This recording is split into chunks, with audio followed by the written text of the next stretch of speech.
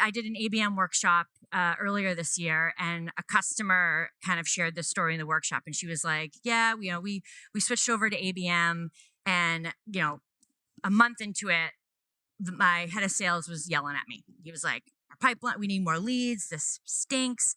Our pipeline's completely dried up." And she was like, "What are you talking about?" We agreed on these accounts, and I added 4,000 new active contacts against these accounts you care about. And he was like, "Yeah, but where are the leads?" She was like, "Wait a second, let's back up here." And one of the things she looked at, and this is again part of like, how do you build this new relationship between marketing and sales going forward? She did some research, and she realized that only 19% of the contacts that she had added for her ABM accounts were being followed up or added to sequences through outreach.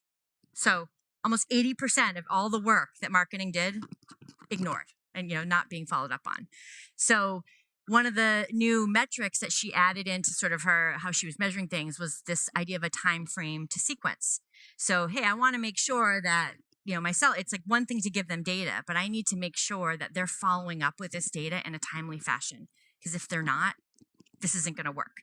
And that was, I just thought, a really good example of how they quickly righted that ship and really found a way to kind of be like, hey, you're right. We got to use more of this data. We got to be more timely about it. Is this a resource thing? Is it something that I need to measure and have the sales leaders keep track of? And I think, again, a great example of a creative sort of problem solving that we can see.